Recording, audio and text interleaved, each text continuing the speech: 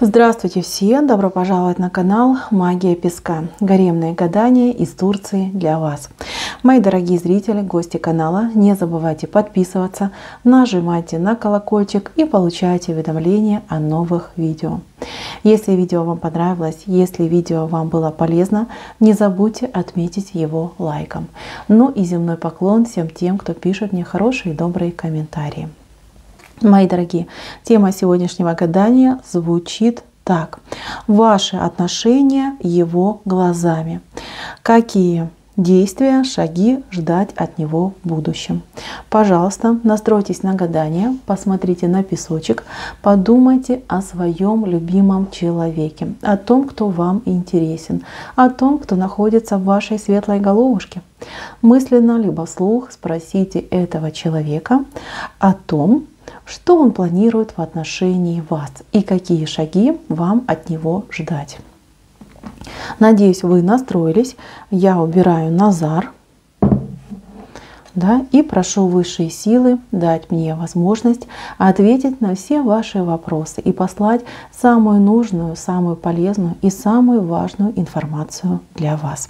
Итак, давайте же посмотрим на ваши отношения глазами загаданного человека. Так, ну что, мои дорогие, да, во-первых, мужчина считает себя очень одиноким в этих отношениях, считает, что вы какая-то самовлюбленная, скажем так, да, что вы думаете больше о себе, о своих интересах, а он вот такой одинокий волк, он воет на небо, на луну, на звезды, да, ему не хватает чувств, не хватает любви.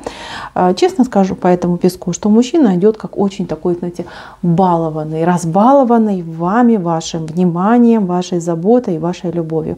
Он хотел бы, конечно же, полностью вас контролировать, чтобы вы полностью в нем растворялись, и чтобы не было у вас вообще там никаких своих дел, да, чтобы вы прям там 24/7 его ублажали во всех возможных формах. Вот такой мужчина, эгоистичный немножечко, да, как ребенок.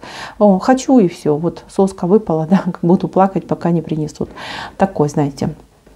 Считает, что вы где-то закрываетесь от него, что у вас какие-то есть тайны, секреты, что вы что-то вот там себе храните от него, какие-то планы у вас есть, которые он там, скажем так, не входит, да, может ревновать, причем он даже и не знает, к чему он ревнует, к чему, кому, да, вот просто так ревную. Вот она где-то находится, вышла там в магазин за продуктами, все, значит, она меня лишила своего внимания, я ее начинаю ревновать там, не знаю, продавцу в магазине, да.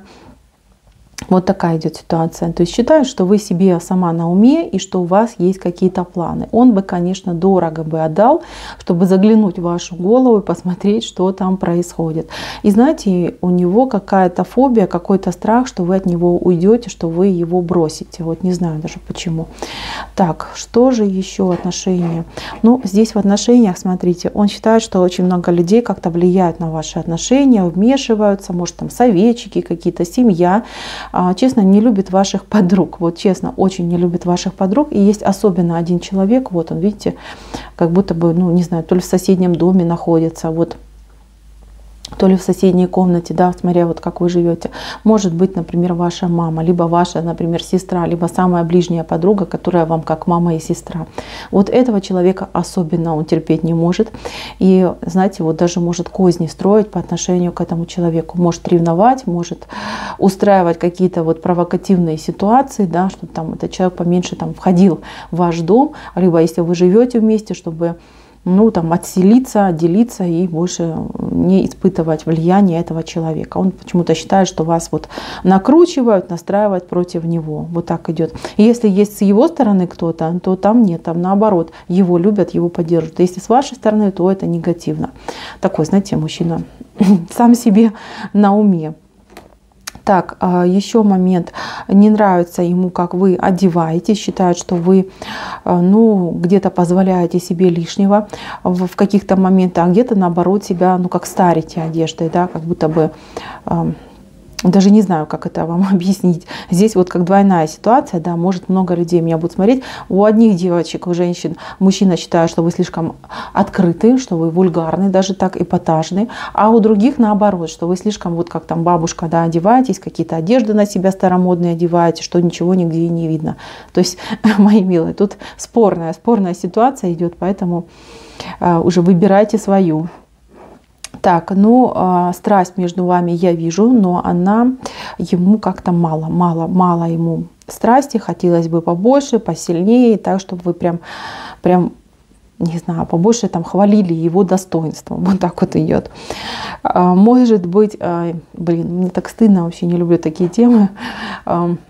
Знаете, может быть, он не настолько герой в постели, но ему бы очень хотелось, чтобы вы им прям увлекались, да, чтобы вы прям говорили: ой, какой же ты там такой прям самый горячий, да, что как там с тобой это вообще прям небо и земля, я там на 7-м небе от счастья. То есть вот хотел бы, чтобы вы его хвалили, да, за его мужские достоинства. Вот так вот.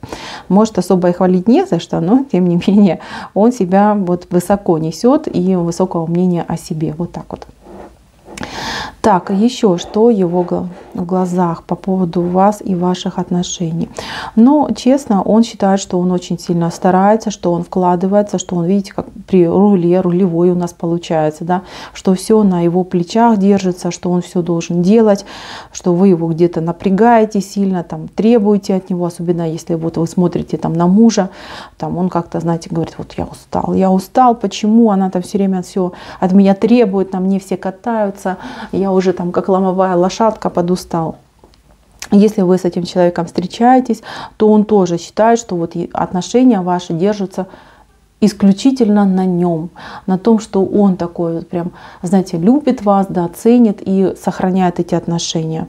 Вот, когда вы ссоритесь и спорите, он считает, что если он там какие-то претензии, то он прям там... Так и надо, это все честно, справедливо. А если вы, то вы уж слишком там себе там вас накрутили, да, либо вы себе там что-то напридумывали, и вообще все ваши претензии, они вот и выеденного яйца не стоят, они все пустые, да. Если претензии касаются материального, то он считает, что вы как-то, извините, зажрались, да, что слишком много вам надо, да. И есть люди, которые там и в землянке живут, да, и там и с милым рай в шалаше, и что он только там может вам не говорить, да. Он, кстати, так и думает на самом деле. Считает, что он прям молодец во всех планах, и зарабатывает, и семьянин, и... не знаю, там в постели он герой, да, все у него самое лучшее. А вы вот вообще неблагодарная даже в каких-то моментах, так и думает, что неблагодарная. Так, ну, знаете, еще момент такой идет, что он боится и не хочет, чтобы вы его с кем-то сравнивали. Этот человек вообще, да, мужчина может не рассказывать ни о себе, ни о своих друзьях, ни о своей работе, чтобы вы не сравнивали, чтобы у вас не было с кем его сравнить. Потому что он хоть и себя высоко несет, но все-таки, да, глаза есть, и понимает, что где-то он, ну, не старается. Да. Этот человек, он талантливый, бесспорно, я вижу, он талантливый, он способный, но он не старается. Он может где-то лениться, где-то он там может, знаете, отсиживаться, да. Может у него там... Ну, например, родители, да, мама, там, которая говорит: ну что ты там надрываешься, оно того не стоит, там, ты и так молодец. И он в это верит и с этим живет, хотя понимает, что он не прав. Но знаете, что я вам скажу? Этого человека практически невозможно поменять. Его нужно принимать, либо с ним нужно расставаться. Вот такая идет ситуация. Так, давайте еще посмотрим, что у нас тут мужчина нам расскажет, покажет. Что он планирует в отношении вас, да? Давайте посмотрим на его планы. Так, ну, гнездо он с вами планирует. Смотрите, гнездо. Птичка сидит в гнезде и ждет, пока вылупятся ее птенцы. Понимаете, здесь мужчина планирует с вами загнездиться. Если вы, например, там встречаетесь, если вы уже семья, то, конечно, планирует потомство, планирует там внуков, планирует с вами жить в вашем, скажем так, гнезде совместном долгие-долгие годы, да. Да, где-то он понимает, что может быть не все гладко, что где-то есть и узкие места, но тем не менее он считает, что все у вас и неплохо на самом деле, что есть и хуже, и вообще, в принципе, вы должны на него молиться. Ой, какой смешной. Слушайте, какой смешной мужчина. Так, ну в намерениях, еще раз говорю, намерения очень серьезные в плане того, чтобы была семья, чтобы все было хорошо. А здесь, кстати, у мужчины есть какие-то идеи по поводу того, где бы раздобыть ему побольше денег. Честно скажу, здесь либо он куда-то ездит далеко за этими деньгами, да, может быть там в другой город, даже в другую страну, где-то вот далеко он уезжает. И эти деньги там тяжело ему очень достаются, он очень устает, там, ну какая-то жизнь полная лишений прям идет. Он устал от этой ситуации. Он хотел бы ее поменять, но пока вот не на что менять. Да? Либо он поменяет и поменьше будет денег зарабатывать, тогда с вами проблемы начнутся. Он это знает. Поэтому он думает и планирует он, конечно же, перемену. Если куда-то ездит, хотел бы на одном месте сидеть. Вот, подыскивает, присматривает. Вам пока не говорит, потому что боится скандалов, да, потому что эта ситуация, ну, она дает вам денежку.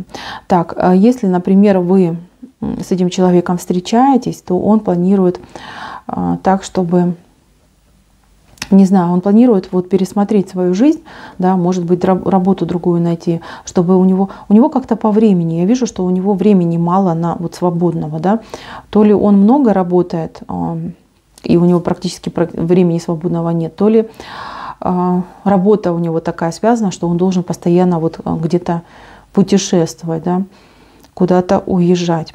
То есть здесь он думает о переменах, о том, чтобы на одном месте сесть и наслаждаться, скажем так, вами и жизнью. Так, здесь, ну тут прям знаково, это вот эта птица, которая в гнезде. Мне очень нравится этот знак, и я люблю таких мужчин, которые вот думают о том, чтобы загнездиться. Так, здесь у нас коса пошла. Тут, конечно, он бы хотел там избавиться от половины ваших подруг и от тех проблем, которые между вами возникают. Возникают ваши проблемы как раз-таки из-за этого гнезда, из-за семейности, из-за семейных отношений. Да? Где-то вы его, где-то он вас. Да? Но я так понимаю, что он считает, что он во всем прав и во всем, ну, виноваты ваши какие-то вот хотелки. Так, ну, мужчина, честно, я вижу у него хорошие мысли в голове, хорошие планы. Я не вижу у него здесь других женщин, там, с другими, там, попробовать себя показать. Нет, такого нету, это хорошо. Мужчина ориентирован на семью, на семейность, на семейные отношения. Да, кстати, вот у него в намерениях вам что-то подарить. Что-то небольшое. Небольшое может быть, кстати, и ценное, а может быть просто, ну, знак, да, знак вот ваших отношений, знак какой-то любви. У мужчины пока смутное представление о будущем, честно. Вот его вот и так, и он в разных ракурсах себя представляет, но пока он себя четко не нашел, не определил. Пока все будет идти, как уйдет между вами. Так, давайте теперь посмотрим его шаги. Какие шаги у него будут? Шаги. Шаги мужчины по отношению к вам. Шаги мужчины.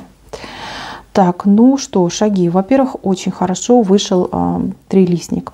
Трилистник, он хоть и перевернутый, но тем не менее, это как на будущую перспективу. Двигаться он будет в вашу сторону, в правую сторону вышла ножка.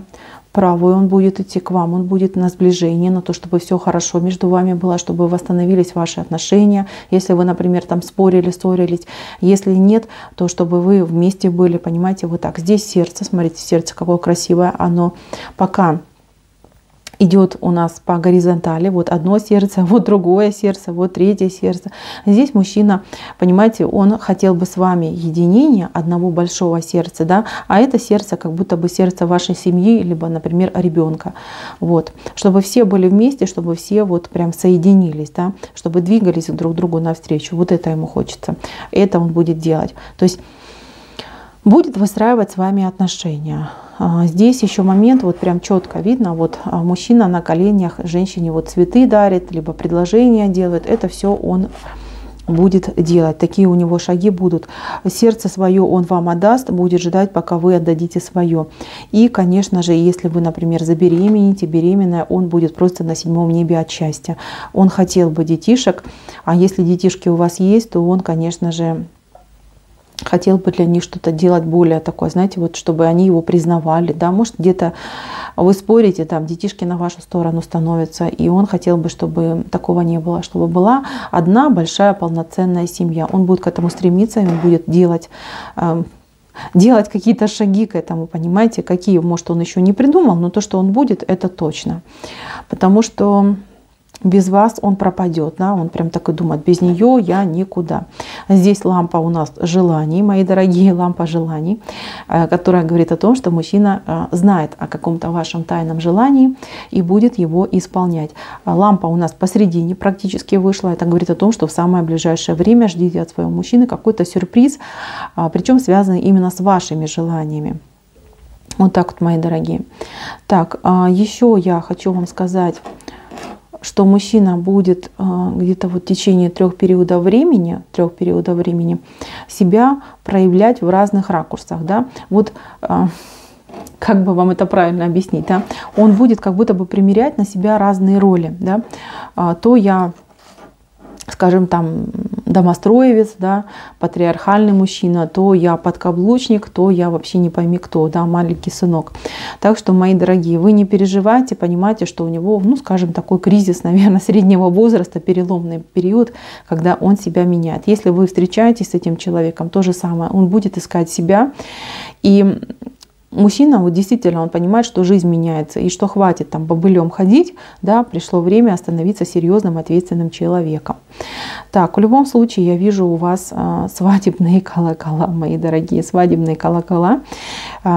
Если вы, например, не замужем за этим человеком, свадьба у вас обязательно состоится. Если вы уже замужем, то, скорее всего, будете отмечать какую-то годовщину очень ярко, может, годовщину свадьбы, может, какой-то вот юбилей, может, ваш, может, его. И у вас как 2-й медовый месяц начинается. Понимаете, очень хорошее знаковое событие. 2-й медовый месяц. Так, что я еще хочу вам сказать? Я вижу, что мужчина будет, конечно же, думать больше о том, что вы должны делать шаги в его сторону. Он будет ждать от вас каких-то знаков, сигналов, что вы движетесь к нему. Понимаете, это так будет происходить, потому что он и вы, понимаете, по-разному смотрите на суть вещей, по-разному воспринимаете некоторые вещи, семейные вопросы, и вообще в отношениях вы по-разному смотрите на ситуации. Поэтому, чтобы вам этого мужчину понять, чтобы этот мужчина, ну, скажем так, шел с вами на сближение, вы с ним лучше побольше говорите. Вот говорите, проговаривайте. Потому что я вижу тут ситуацию такую, что вы ждете от него, а он, наоборот, ждет от вас. И все вот эти проблемы в отношениях, они связаны с тем, что вы, ну, как-то мало общаетесь, мало вы говорите с друг другом, да, не доносите друг для друга вот важную, полезную информацию. Вот нужно от этого уходить. Так что, мои дорогие, общайтесь, говорите все как есть.